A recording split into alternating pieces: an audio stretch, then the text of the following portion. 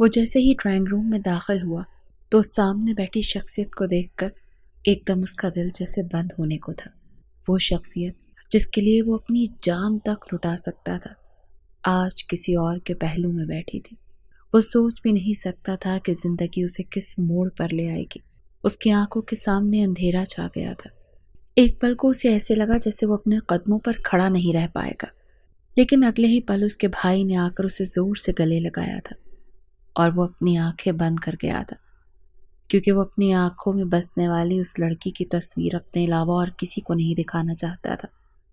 وہ سمجھ چکا تھا کہ شاید اب وہ مزید جی نہیں پائے گا، کیونکہ آج وہ پھر امریکہ کے ایئرپورٹ پر بیٹھا اور اپنے اوپر خود ہی ہنس رہا تھا، کیونکہ جب وہ پاکستان سے نکل رہا تھا تب بھی اس نے یہی عہد کیا تھا کہ چاہے کچھ بھی ہو جائے وہ کبھی بھی لوٹ کر پاکستان نہیں جائے گا، کیونکہ پاکستان نے اس کا دل توڑا تھا۔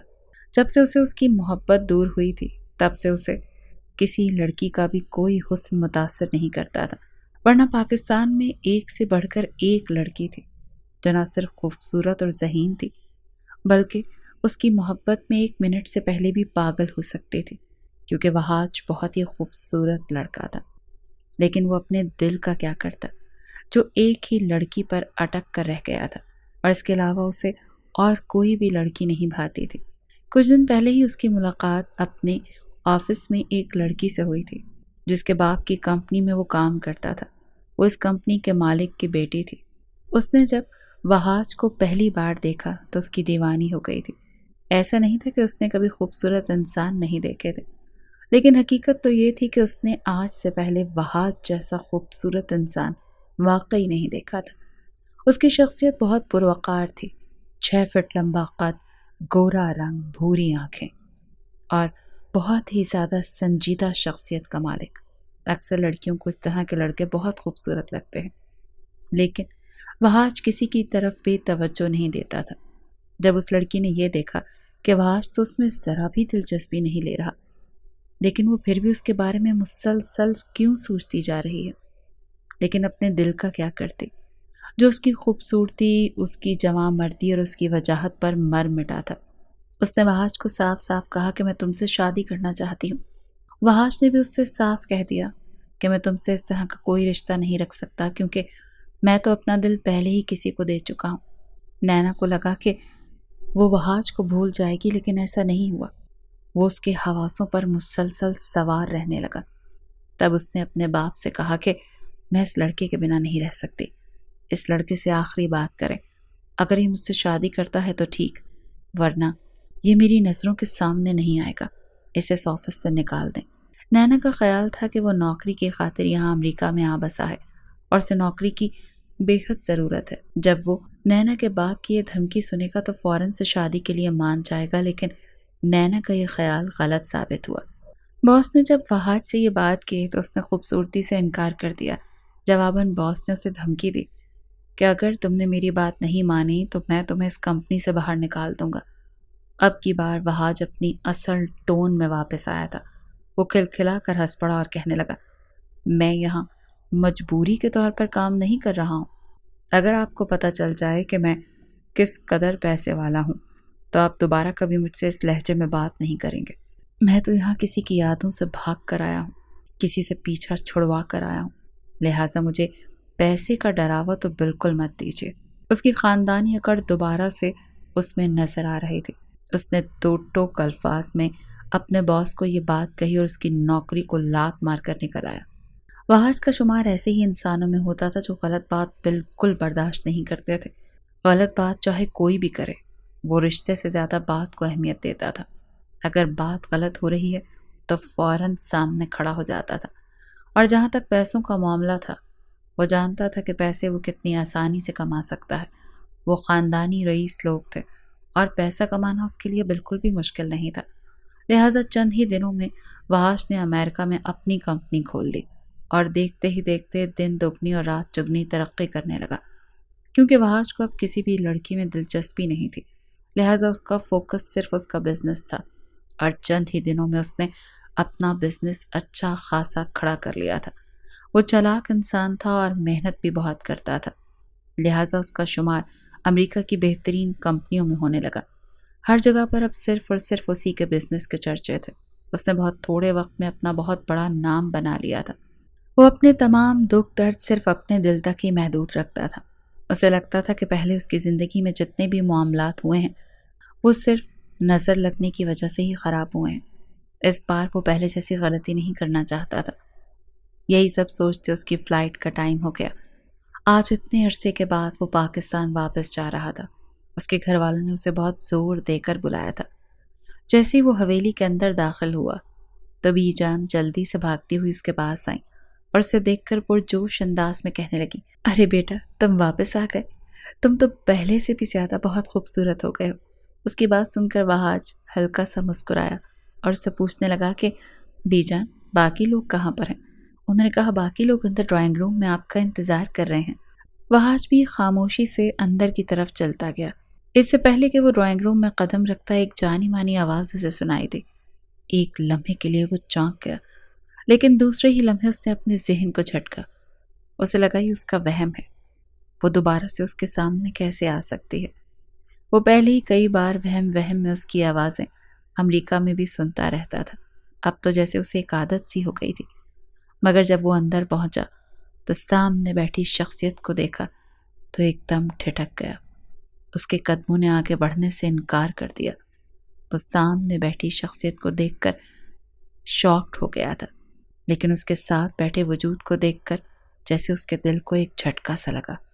رانیہ اپنی تمام تر خوبصورتی اور شان و شوکت کے ساتھ اس وقت اس کے بھائی کے پہلو میں بیٹھی تھی اور کسی بات پر کھلکھلا کر ہنس رہی تھی۔ یقیناً یہاں پر وہ وہاج کی موجودگی سے بے نیاز تھی۔ ارے سب لوگ جلدی سے ادھر متوجہ ہوں، چھوٹے صاحب حویلی میں پہنچ چکے ہیں، بی جان نے اپنی مخصوص آواز میں چلاتے ہوئے کہا۔ بی جان اس گھر میں بہت پرانی نوکرانی تھی۔ انہیں سب پیار سے بی جان ہی کہتے تھے کیونکہ وہ بہت عمر رسیدہ تھی اور تمام بچے اس کا بڑا احترام کرتے تھے۔ لہٰذا ان کی بات پر سبھی چونکے اور وہاج کی طرف دیکھنے لگے۔ جب اس کی نظریں رانیہ سے ملی تو ایک لمحے کے لیے جیسے وقت تھم گیا۔ دونوں ہی ایک دوسرے کو بے یقین انداز سے دیکھنے لگے۔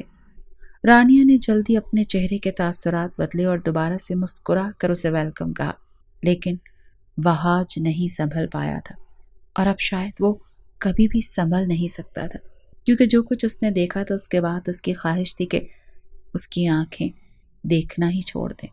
وجدان جو کہ وہاج کا بڑا بھائی تھا بڑی تیزی سے چلتا ہوا اپنے بھائی کے سینے سے لگا اور شکوہ کرنے لگا کہ اس کی شادی میں بھی نہیں آیا۔ اس نے اسے بہت مس کیا۔ وہ ابھی تک اپنے منہ سے ایک لفظ بھی نہیں نکال پایا تھا۔ وہاج نے تیزی سے اپنی آنکھیں بند کر لیں۔ وہ اپنی آنکھوں میں اس لڑکی کی تصویر کسی اور کو دکھانا نہیں چاہتا تھا۔ اتنی ہی دیر میں تیزی سے چلتی نوشین بیگم بھی پریشان ہوئی اور آتے ہوئے اپنے بیٹے کے ماتھے کو چوما اور اس کو سینے سے لگایا، جیسے ان کے دل میں ٹھنڈک سی پڑ گئی ہو۔ اس کو کہنے لگی، کیا ہو گیا ہے بیٹا؟ تم ہم سے اتنی دور کیوں چلے گئے تھے؟ اب تم اپنے لوگوں میں آ گئے ہو تو یہیں رہنا۔ میں بہت خوش ہوں کہ تم واپس آ گئے ہو۔ نوشین بیگم کی بات سن کر وہاج کی آنکھوں میں آنسو آ گئے۔ وہ ان آنسوؤں کو پیچھے دھکیلنا چاہتا تھا، لیکن شاید آج وہ آنسو اتنے برسوں کے بعد اس کی بات نہیں مان رہے تھے۔ وہ خود کو بہت بے بس محسوس کر رہا تھا۔ کیا اسے دوبارہ یہاں پر اس لیے بلایا گیا تھا تاکہ اسے پھر سے توڑ دیا جائے؟ اسے بہت تکلیف ہوئی تھی۔ اس نے جلدی سے خود کو سنبھالا اور اپنی ماں سے کہا، ماں اگر آپ اجازت دیں تو میں کچھ دیر کے لیے آرام کرنے اپنے کمرے میں جانا چاہتا ہوں، میں بہت زیادہ تھک گیا ہوں۔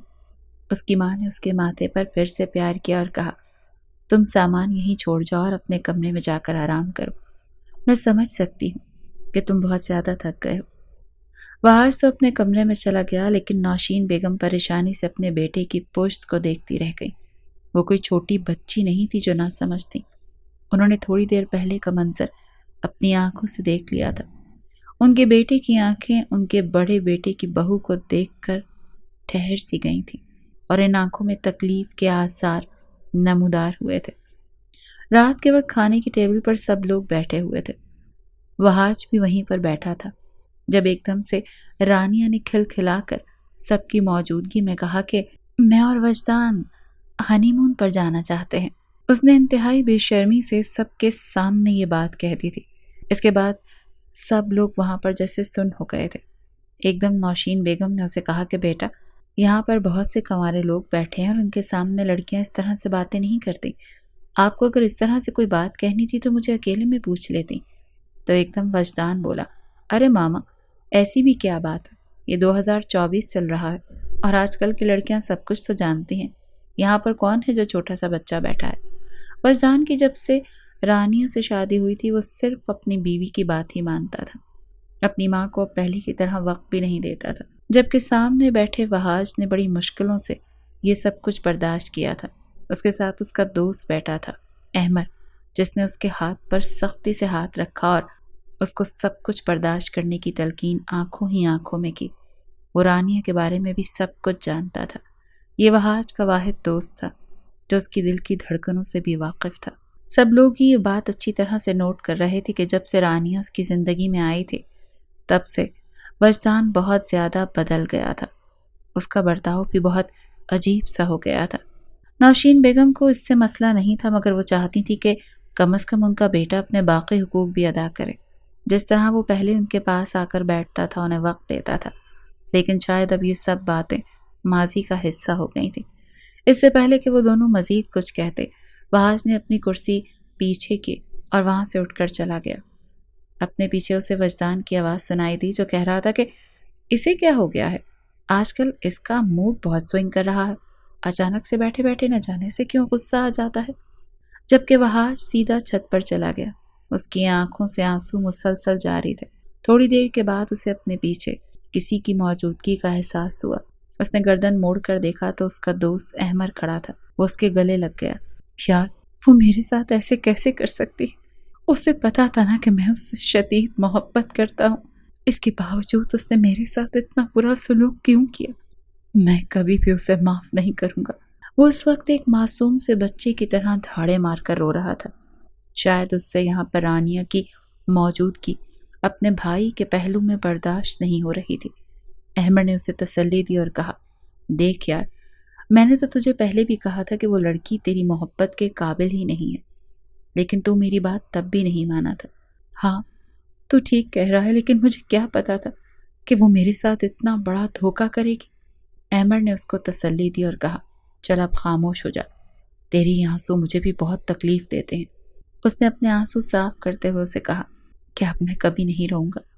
وہ چند لمحوں کے لیے خاموش ہو گیا اور پھر اس امید سے پوچھنے لگا کہ اسے بھی میرے ہی آنسو تکلیف دیتے ہوں گے کیا؟ اگر اسے یہ پتا چلے کہ میں اس وقت بہت تکلیف میں ہوں اور اسے بہت یاد کر رہا ہوں تو کیا وہ دوبارہ لوٹ کر میرے پاس آ جائے گی؟ نہیں، اب ایسا کچھ نہیں ہوگا، احمد نے سنجیدگی سے کہا۔ وہ تمہاری زندگی سے نکل چکی ہے، اب وہ کبھی بھی تمہاری زندگی میں واپس نہیں آ سکتی۔ بہتر یہی ہے کہ تم بھی اسے بھول جاؤ۔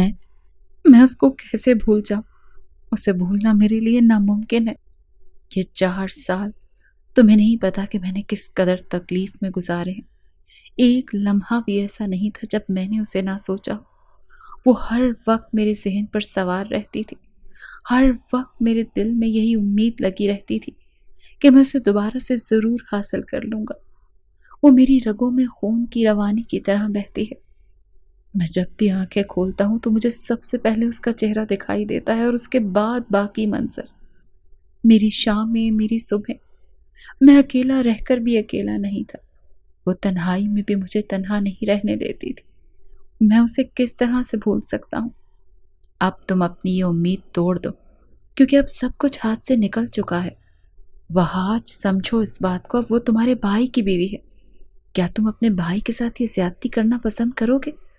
اس نے اپنا سر دونوں ہاتھوں میں گرایا اور وہیں زمین پر بیٹھ گیا۔ اس کے بعد اس نے احمد کو کہا کہ تم یہاں سے چلے جاؤ فی الحال، میں تم سے کوئی بات نہیں کرنا چاہتا۔ وہ پوری رات اس سردی میں باہر ہی گزاری تھی۔ دن کا وقت تھا اور وہ لاؤنج میں بیٹھا اپنا موبائل دیکھ رہا تھا۔ سامنے اس کی اور رانیہ کی ویڈیو چل رہی تھی، جہاں رانیہ کسی گانے پر گنگنا رہی تھی اور وہ بہت پیار سے اس کے چہرے کو دیکھ رہا تھا۔ یہ ویڈیو اس نے 4 سال پہلے بنائی تھی۔ اچانک ہی کسی نے اس کے ہاتھ سے موبائل اچک لیا۔ اس نے سر اٹھا کر دیکھا تو قریب رانیہ کھڑی تھی، جو انتہائی غصے سے اس کے چہرے کی طرف دیکھ رہی تھی۔ وہ غراتے ہوئے کہنے لگی، یہ کیا طریقہ ہے؟ تمہیں اندازہ نہیں کہ اس گھر میں میرا شوہر بھی موجود ہے۔ اگر اس نے یہ ویڈیو دیکھ لی تو میرے لیے مصیبت بن جائے گی۔ وجدان ایک دم رانیہ کو اپنے سامنے دیکھ کر جیسے بے چین ہو گیا تھا اور تیزی سے اس کے پاس جا کر کہنے لگا، تم کیسی ہو؟ تم ٹھیک ہو نا؟ کیا تم نے مجھے یاد کیا؟ وہ پاگلوں کی طرح اس سے سوال پوچھ رہا تھا۔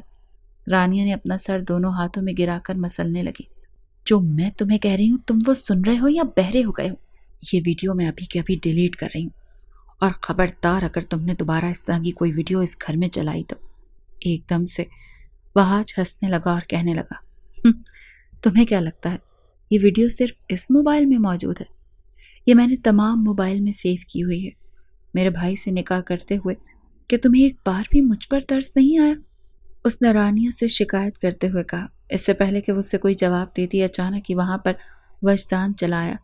اس نے وہاج کے چہرے کی طرف نہیں دیکھا تھا، اسی لیے بہت ہی ہلکے پھلکے انداز میں ان سے بات کرتے ہوئے کہنے لگا، ارے واہ یار، بھابھی دیور بڑے خوشگوار موڈ میں لگ رہے ہیں۔ وہاج کا دل کر رہا تھا کہ وہ اس وقت اپنے بھائی کا منہ نوچ ڈالے، لیکن وہ بے بس تھا۔ اس نے رانیہ کے ہاتھ سے اپنا موبائل غصے سے چھینا اور وہاں سے باہر نکل گیا۔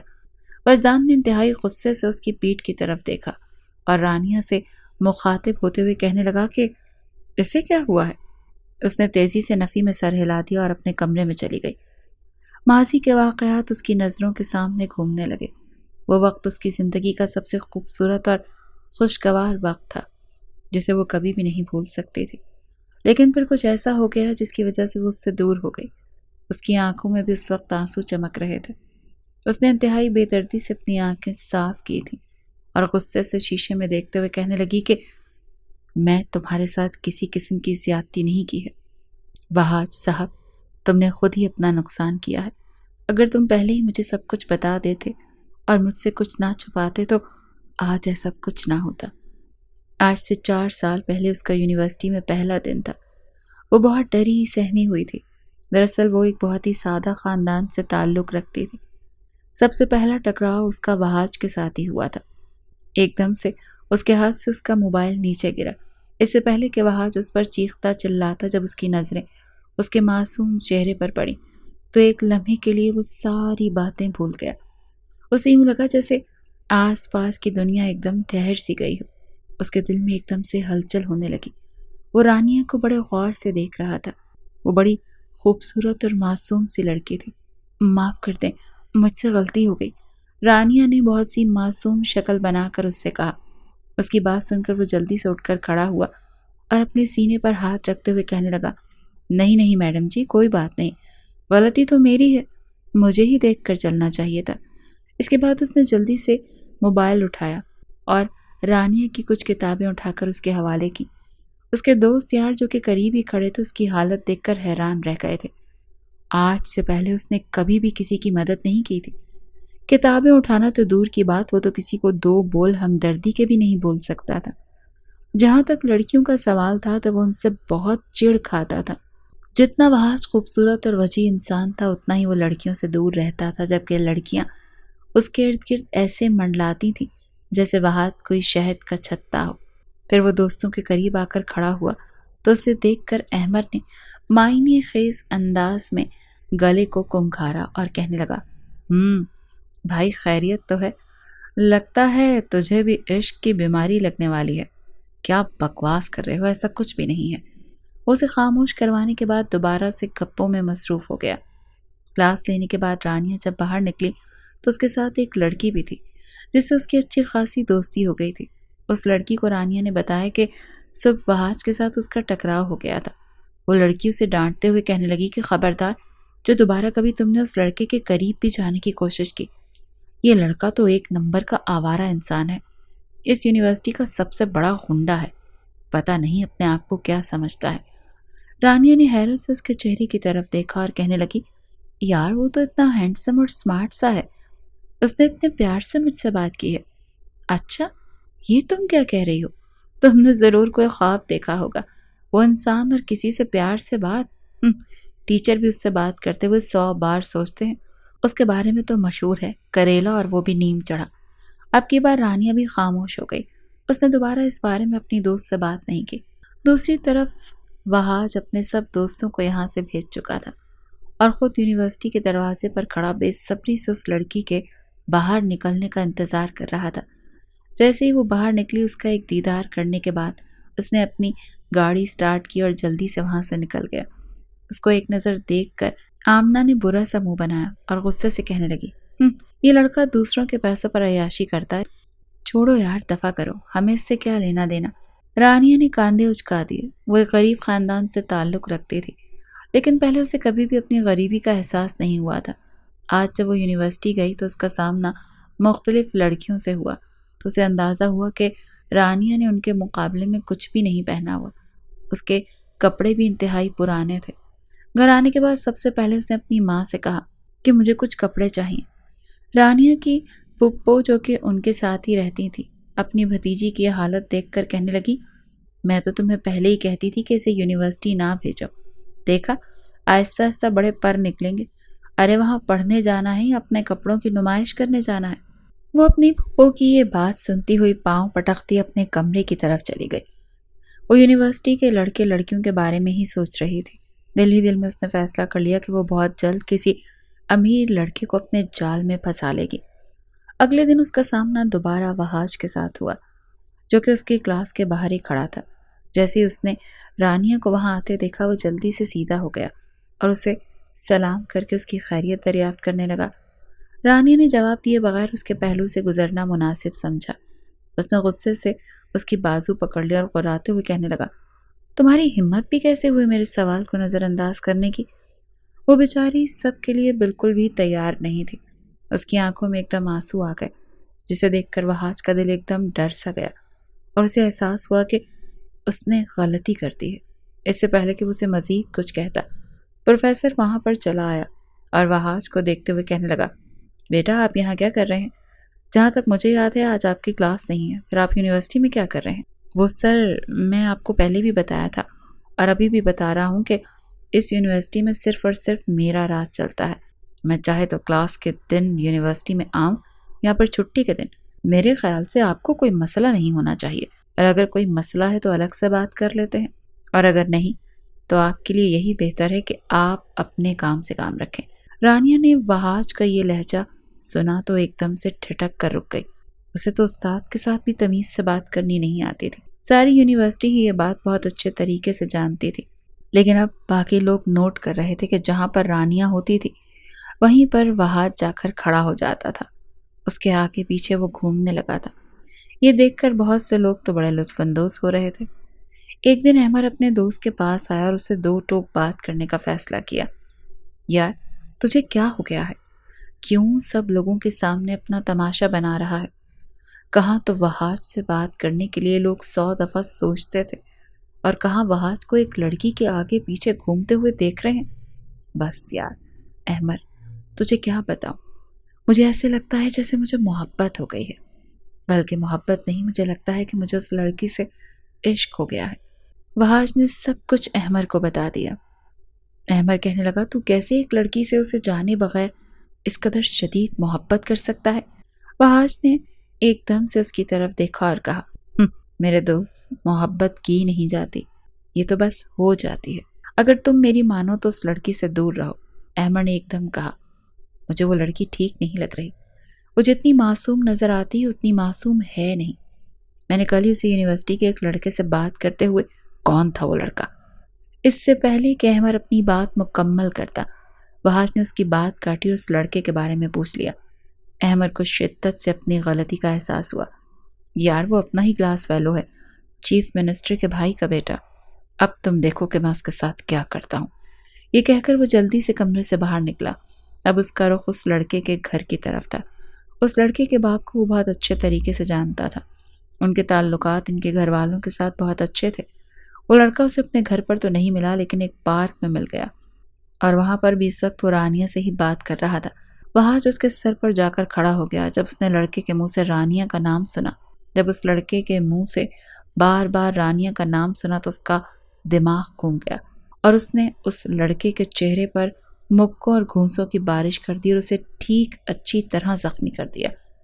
دوسری طرف جب رانیہ نے اس کے چیخنے کی آواز سنی تو وہ بھی پریشان ہو گئی۔ وہاج کی آواز سن کر اسے کسی حد تک اندازہ تو ہو چکا تھا کہ وہاں پر کیا ہو رہا ہے۔ اپنا غصہ اتارنے کے بعد اس نے جلدی سے موبائل اٹھایا اور دو ٹوک انداز میں کہا، رانیہ میری بات کان کھول کر سن لو، تم صرف اور صرف میری ہو۔ آج کے بعد میں تمہیں کبھی کسی سے بات کرتا ہوا نہ سنوں، ورنہ میں تمہیں جان سے مار دوں گا۔ اب اگر دوبارہ تم نے کسی اور لڑکے کی طرف دیکھنے کی بھی کوشش کی تو پھر کوئی اور لڑکا تمہاری طرف بڑھا تو مجھ سے برا اور کوئی نہیں ہوگا۔ رانیہ حالانکہ اس وقت وہاں پر خود موجود نہیں تھی، وہ صرف اس سے فون پر بات کر رہی تھی، لیکن اتنی خوفناک اور کڑکدار آواز سن کر رانیہ فون کی دوسری طرف بھی ایک دم کانپ سی گئی تھی۔ تم یہ بات یاد رکھو کہ تمہارے نام کے ساتھ صرف اور صرف وہاج خان کا نام لگے گا۔ میں تم سے کل یونیورسٹی میں تفصیل سے اس بارے میں بات کروں گا۔ یہ کہہ کر اس نے رانیہ کی کال کاٹ دی۔ رانیہ کا دل تیزی سے دھڑک رہا تھا۔ پہلی بار کسی نے اس سے محبت کا اعتراف کیا تھا اور یہ احساس اس کے لیے بہت خوبصورت اور منفرد تھا۔ اس کے دل میں گدگدی ہو رہی تھی جبکہ اس کے لبوں پر مسکان پھیلی تھی۔ وہ سوچ بھی نہیں سکتی تھی کہ کوئی انسان اس کے پیچھے اس قدر بھی پاگل ہو سکتا ہے۔ شام کے وقت وہ باہر نکلی۔ اسے حد سے زیادہ مسکراتا دیکھ کر اس کی ماں کو کچھ غلط ہونے کا احساس ہوا۔ انہوں نے اپنی بیٹی سے پوچھا، کیا ہوا؟ آج تمہارے دانت بہت زیادہ نکل رہے ہیں۔ اس نے اپنی ماں کی بات کی طرف برا سا منہ بنایا اور ہنستے ہوئے کہنے لگی، ایک تو مجھے آپ کی سمجھ نہیں آتی، اگر میں اپنے کمرے میں بند رہتی ہوں تو بھی آپ کو مسئلہ ہوتا ہے، اگر میں ہنسنے مسکرانے لگتی ہوں تو بھی آپ کو مسئلہ ہوتا ہے۔ آخر آپ کو مجھ سے مسئلہ کیا ہے؟ میں کیا کروں بتائیں؟ بیٹا مجھے تمہارے خوش ہونے سے کوئی پریشانی نہیں ہے، میں تو صرف اور صرف اس خوشی کی وجہ جاننا چاہتی ہوں۔ یہ جو تمہاری بدتیسی اس وقت باہر نکلی ہوئی ہے اس کی وجہ مجھے بتاؤ۔ اب کی بار وہ شرمانے لگی۔ اس سے پہلے کہ وہ کچھ کہتی ماں اس کے پاس آئی اور اس کے کانوں میں سرگوشی کرتے ہوئے کہنے لگی، بیٹا ایک بات جو میں تمہیں پہلے ہی بھی سمجھا چکی ہوں اور اب بھی سمجھا رہی ہوں کہ اگر کسی لڑکے کا چکر ہے تو پہلے ہی یہ چکر اپنے دل و دماغ سے نکال دو، کیونکہ تمہاری شادی ہم کبھی بھی خاندان سے باہر نہیں کریں گے۔ مت بھولو کہ ہمارے خاندان میں لڑکیوں کی شادی صرف اپنے ہی خاندان میں ہوتی ہے۔ یہ کہہ کر اس کی ماں وہاں سے چلی گئی جبکہ اسے لگا تھا کہ کسی نے اس کا دل چھلی کر دیا۔ آج ہی تو اس نے خواب دیکھنا شروع کیا تھا اور آج ہی اس کی ماں نے اس کے خواب کو چکنا چور کر ڈالا۔ ایک آنسو ٹوٹ کر اس کی آنکھوں کی باڑ سے اس کے گالوں پر گرتا ہوا لڑکتا ہوا نیچے آیا اور زمین کی مٹی میں گر کر جذب ہو گیا۔ اس نے دل ہی دل میں یہ عہد کر لیا کہ اب وہ خاندانی روایات کی خاطر اپنی زندگی کو خراب نہیں کرے گی۔ وہ اپنی خوشیوں کو قربان کرتی آ رہی ہے، لیکن اس بار اس نے بغاوت کرنے کا فیصلہ کر لیا تھا۔ اس کی پھپھو جان کو جو ڈر تھا اب وہ وہی کام کرنے جا رہی تھی۔ اس پر نہ تو اسے کسی قسم کا خوف محسوس ہو رہا تھا اور نہ ہی کوئی پچھتاوا محسوس ہو رہا تھا۔ اگلے دن جب وہ یونیورسٹی گئی تو پہلے ہی وہاج اس کے انتظار میں بیٹھا تھا۔ پوری یونیورسٹی میں اس کو یہ باتیں سننے کو مل رہی تھی کہ رانیہ اب اس کی ہونے والی بیوی ہے۔ کوئی بھی اس کی طرف غلط نظر سے نہیں دیکھ سکتا۔ اس چیف منسٹر کے بیٹے یامین کے ساتھ وہ بہت برا سلوک کر چکا تھا، ایسا کہ وہ کئی دن تک یونیورسٹی نہیں آیا۔ رانیہ سے اس کی سچی محبت تھی اور وہ واقعی سے اپنی زندگی کا حصہ بنانا چاہتا تھا۔ جس طرح کی فلمیں ڈرامے رانیہ دیکھتی آ رہی تھی اسے اپنی زندگی کا ہیرو لگنے لگا تھا وہاج۔ اسے بالکل ویسا ہی لگتا تھا جس طرح کے انسان کی رانیہ کو خواہش تھی، لیکن ایک چیز تھی جو اسے بہت غصہ دلاتی تھی، وہ یہ تھی کہ وہاج اسے زیادہ وقت نہیں دیتا تھا۔ رانیہ کی یہی خواہش ہوتی تھی کہ وہ سارا دن اسی ہی کی کال پر بات کرتا رہے، جبکہ وہاج اور بھی دوسرے کاموں میں مصروف رہتا تھا۔ یہ نہیں تھا کہ اس کی محبت کم ہو گئی تھی، وہ ابھی بھی رانیہ سے بے انتہا محبت کرتا تھا، لیکن اس کی مصروفیات تھوڑی بڑھ گئی تھی اور اس کے مصروف ہونے کی وجہ سے رانیہ کی بات چیت دوبارہ اس چیف منسٹر کے بیٹے کے ساتھ ہو گئی تھی۔ یامین کو بہت اچھے طریقے سے پتا تھا کہ اس کی یہ دوست ایسے لوگوں کو پسند کرتی ہے جو امیر ہیں۔ اس نے رانیہ کے دماغ میں یہ بات ڈال دی کہ وہاج ایک بہت ہی غریب انسان ہے جو کہ اپنے امیر دوستوں کے پیسوں پر عیاشی کرتا ہے۔ اس نے بتا دیا کہ اس کا خاندان مقروض ہے، صرف دکھاوے کی امیری رہ گئی ہے ان کے پاس، وہ تمہیں پرسکون زندگی نہیں دے سکتا۔ بہتر یہی ہے کہ محبت کے جال سے نکلو اور ہوش کے ناخن لو اور کسی ایسے انسان کے ساتھ شادی کرو جو تمہاری ساری خواہشات پوری کر سکتا ہو۔ اگلے دن جب وہاج واپس آیا تو سب سے پہلے اس نے رانیہ سے ملاقات کی۔ اس بار اس نے اپنے محبوب سے پوچھ ہی لیا کہ تم کون سا کام کرتے ہو؟ چند لمحوں کے لیے وحاج خاموش ہوا اور پھر اسے کہنے لگا، جیسے کہ تم دیکھ رہی ہو کہ میں اپنی پڑھائی کر رہا ہوں۔ جیسے میری پڑھائی مکمل ہوگی مجھے یقین ہے کہ میں جلدی اچھی نوکری کر لوں گا۔ وہ جان بوجھ کر رانیہ کو تنگ کرتا تھا، اسے حقیقت نہیں بتا رہا تھا، جبکہ اسے نہیں معلوم تھا کہ یامین کی ساری غلط فہمی پہلے ہی رانیہ کے دماغ میں ڈال چکا ہے۔ اس نے رانیہ سے یہ بات چھپائی تھی کہ وہ ایک بہت بڑے جاگیردار گھرانے کا لڑکا ہے۔ گاؤں میں جتنی بھی زمینیں ہیں وہ انہی کی ہیں۔ اس کے علاوہ ان کے اور بھی بہت سے کاروبار ہیں۔ یہ بات نہ صرف اس نے اپنی محبوبہ سے بلکہ یونیورسٹی کے دوسرے لوگوں سے بھی چھپا رکھے تھے، کیونکہ وہ نہیں چاہتا تھا کہ اس کے بیک گراؤنڈ کی وجہ سے لوگ اسے پسند کریں یا پھر اسے ڈرنا شروع کر دیں۔ وہ اپنا ایک الگ نام بنانا چاہتا تھا، اپنی ایک پہچان بنانا چاہتا تھا، لیکن اپنی عادات کی وجہ سے وہ لوگوں کو زیادہ پسند نہیں تھا، کیونکہ کچھ بھی تھا، اس کی رگوں میں جاگیردار خاندان کا خون تھا، اور وہ جاگیرداری اسے وراثت میں ملی تھی، جس کی وجہ سے وہ اکڑ، وہ غرور اور اس کا وہ لہجہ اور انداز جس کو وہ چاہ کر بھی بدل نہیں پایا تھا۔ اس نے فیصلہ کیا تھا کہ جیسی اس کی ڈگری مکمل ہوگی وہ اسے اپنے گھر والوں سے ملوائے گا۔ اسے یہ بھی لگتا تھا کہ رانیہ کا شمار ایسی لڑکیوں میں ہوتا ہے جنہیں پیسوں میں کوئی دلچسپی نہیں، وہ صرف اور صرف ایسے لوگوں کو پسند کرتی ہیں جو انہیں بے تحاشا محبت دے سکیں۔ مگر یہاں پر وہ غلط تھا۔ رانیہ کو پہچاننے میں اس سے غلطی ہو گئی تھی۔ اب اس کی جگہ وہ یامین کے ساتھ گھومنے پھرنے لگی تھی۔ یامین اسے مختلف مال میں لے کر جاتا، مہنگی مہنگی شاپنگ کرواتا، اس کے علاوہ اپنی گاڑی میں گھماتا۔ وہ یہ سب کچھ اب بہت محبت کے ہاتھوں مجبور ہو کر نہیں کر رہا تھا، بلکہ وہ تو صرف اور صرف وحاج سے بدلہ لینا چاہتا تھا۔ جو ذلت اس نے سہی، وہ چاہتا تھا کہ اب ویسی ہی ذلت وحاج بھی سہے۔ وحاج نے رانیہ کی خاطر اس کی پٹائی کی تھی، اور اب وہ اس کو دل پر چوٹ پہنچانا چاہتا تھا۔ یامین نے ان دونوں کے درمیان پھوٹ ڈلوا دی تھی۔ وہ رانیہ کو جان بوجھ کر دوسرے لڑکوں سے بات کرنے کے لیے اکساتا تھا۔ جب وہ ان سے بات کرتی تھی تو پوری یونیورسٹی میں طوفان آ جاتا تھا۔ وہاں جس لڑکے کو سب یونیورسٹی کے سامنے دھو کر رکھ دیتا تھا۔ کافی عرصے یہ تماشا چلتا رہا۔ رانیہ کو کبھی کبھار یہ احساس ہوتا کہ وہ اپنے محبوب کے ساتھ غلط کر رہی ہے، لیکن اگلے ہی لمحے دولت کی محبت اس پر حاوی ہو جاتی۔ پچھلے کچھ دنوں سے ان کے خاندان میں ایک مسئلہ چل رہا تھا۔ دراصل وہ لوگ چند سال پہلے ہی شہر میں شفٹ ہوئے تھے۔ پہلے وہ جس گاؤں میں رہتے تھے وہاں کے چودھری کی رانیہ پر گندی نظر تھی۔ اپنی بیٹی کو اس سے بچانے کے لیے اس کا باپ شہر میں شفٹ ہو گیا تھا۔ کچھ دنوں پہلے وہی وڈیرے کا شہر چکر لگا اور اس نے رانیہ کو دوبارہ یہاں پر دیکھ لیا۔ رانیہ کا باپ اپنی بیٹی کے لیے بہت پریشان تھا، اور پھر ایک رات کسی کو کچھ بتائے بغیر ہی وہ اپنے خاندان کو لے کر دوبارہ سے گاؤں چلے گئے۔ جلد بازی میں وہ اپنا موبائل بھی یہاں پر بھول گئی۔ وحاج پچھلے کچھ دنوں سے بہت مصروف تھا۔ جیسی اس کی مصروفیت ختم ہوئی اس نے رانیہ کو کال ملائی، لیکن اس کا نمبر مسلسل بند جا رہا تھا۔ دن تیزی سے گزر رہے تھے لیکن رانیہ کا کچھ پتہ نہیں چل رہا تھا۔ وحاج تو اس کی یاد میں مجنوں بن گیا تھا، پاگلوں کی طرح اسے تلاش کر رہا تھا۔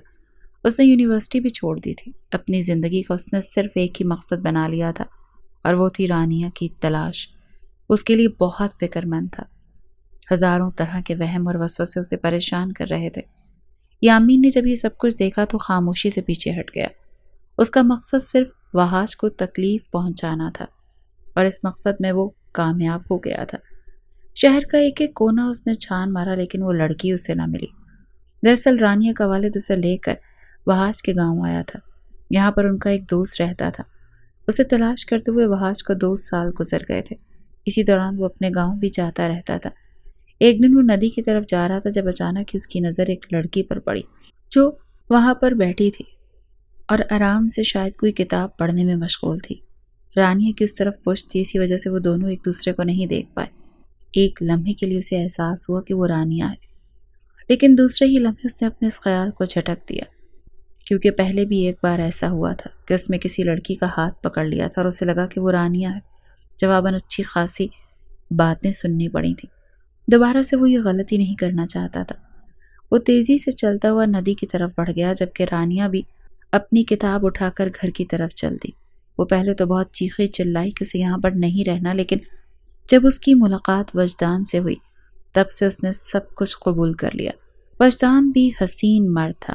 پہلی نظر میں وہ اس لڑکی کے عشق میں گرفتار ہو گیا اور اس سے محبت کا اظہار کر دیا۔ جسے رانیہ نے جلدی قبول کر لیا کیونکہ وہ ایک اچھا موقع اپنے ہاتھ سے نکلنے نہیں دینا چاہتی تھی۔ یوں ان دونوں کی کہانی شروع ہو گئی۔ رانیہ اس دوران مکمل طور پر وحاج کو بھول چکی تھی۔ پہلے وہ سوچتی تھی کہ ایک بار وحاج سے رابطہ کر کے اسے اپنے اوپر بیتی ہوئی تمام باتیں سنا دے، لیکن پھر جب اسے وجدان ملا تب سے اس نے یہ سب سوچیں ختم کر دی تھیں۔ وحاج کے لیے گاؤں میں بھی رہنا مشکل تھا۔ اس نے سوچا کہ اس طرح سے زندگی نہیں کٹے گی۔ اس نے اپنے آپ کو مصروف رکھنا چاہا۔ یہی سوچ لے کر اس نے دوبارہ سے یونیورسٹی میں داخلہ لیا، لیکن اس بار صرف اور صرف پڑھنے کے لیے۔ اس نے اپنی زندگی کا ایک مقصد بنا لیا اور وہ تھا اسٹڈی۔ سب لوگ اس کی مجنوں جیسی حالت دیکھ کر حیران ہوتے تھے۔ یہ وہ لڑکا تھا جس سے یونیورسٹی کا ہر بندہ، یہاں تک کہ پروفیسر بھی ڈرتے تھے، لیکن اب وہ بالکل خاموش تھا اور صرف پڑھائی پر دھیان دیتا تھا۔ اور پھر چند مہینوں کے بعد اس کے والد کا انتقال ہو گیا۔ اس کا بڑا بھائی گاؤں کی تمام زمینیں سنبھالنے لگا، جبکہ وحاج ان کاموں میں بالکل بھی دلچسپی نہیں لیتا تھا۔ لہٰذا اس نے اپنے بھائی کے سپرد یہ کام کیا اور خود پڑھنے کے لیے باہر کے ملک چلا گیا۔ اس کی ماں اسے منع کرتی رہی کہ تمہارا بھائی یہاں پر اکیلا ہے، یہ سب کچھ کیسے سنبھالے گا، لیکن وہ اپنی ماں کو کیا بتاتا کہ اسے اس ملک کے نام سے ہی وحشت محسوس ہو رہی ہے۔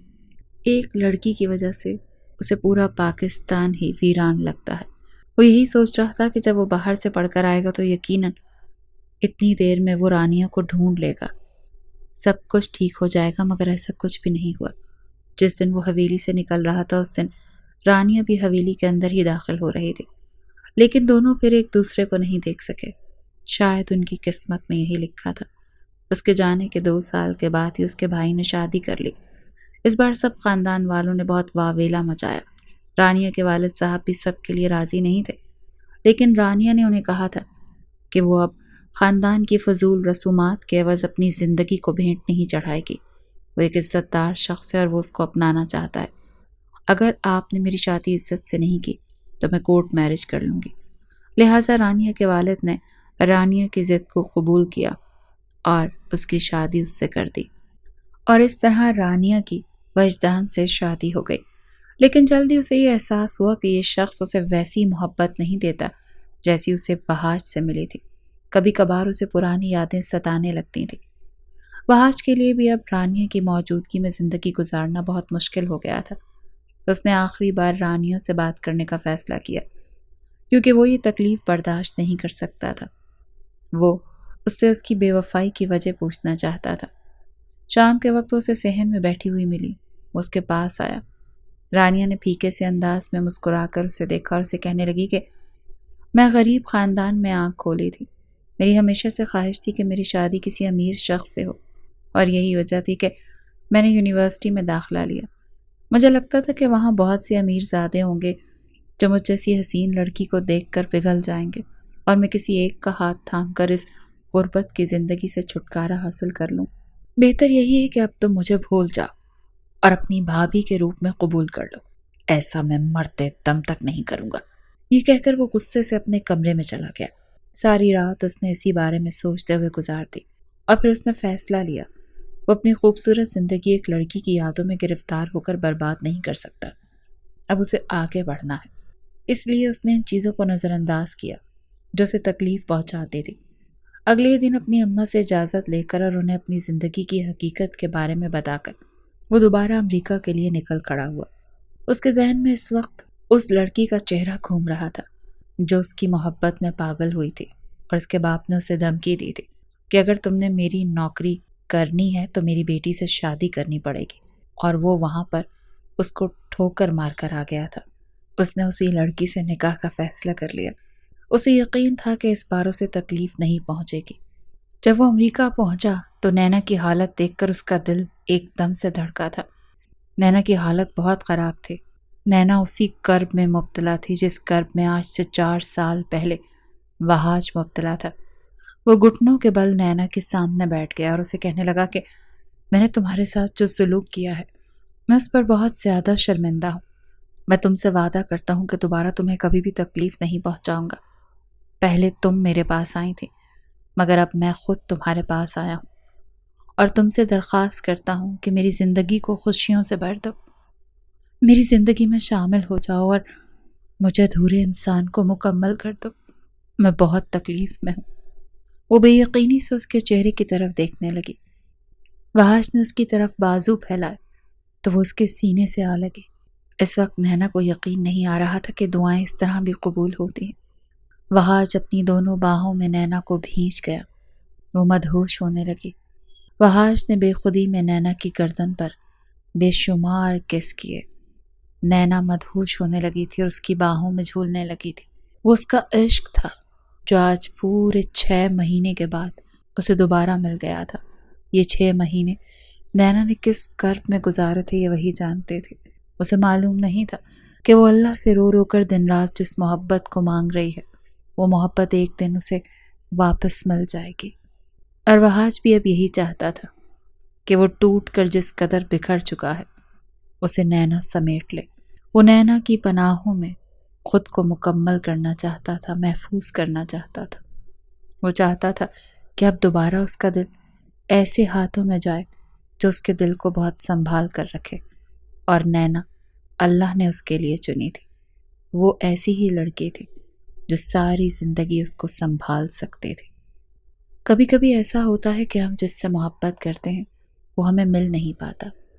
اس میں ہماری ہی بہتری ہوتی ہے، لیکن ہم سمجھ نہیں پاتے۔ وہ کہتے ہیں نا کہ جس سے آپ محبت کریں اس کے ساتھ آپ کی زندگی اتنی اچھی نہیں گزرتی، لیکن جو آپ سے محبت کرے اس کے ساتھ آپ کی زندگی یقینی طور پر اچھی گزرتی ہے۔ بس کچھ ایسا ہی معاملہ وحاش اور نینا کے ساتھ بھی ہوا تھا۔ نینا کو اس کی محبت مل گئی تھی اور وحاش کو آج احساس ہوا تھا کہ جب کوئی آپ سے محبت کرتا ہے تو آپ اس کے لیے کتنے قیمتی ہوتے ہیں۔ آپ کو میری کہانی کیسی لگی مجھے کامنٹ باکس میں ضرور بتائیے گا، اور آپ سے ایک درخواست ہے کہ میرے چینل کو لائک کیجیے اور سبسکرائب کر لیجیے۔ اگر میری کہانی اچھی لگی ہے تو اسے شیئر بھی کر لیجیے۔ بہت جلد ملیں گے ایک اور اچھی سی کہانی کے ساتھ۔ شکریہ۔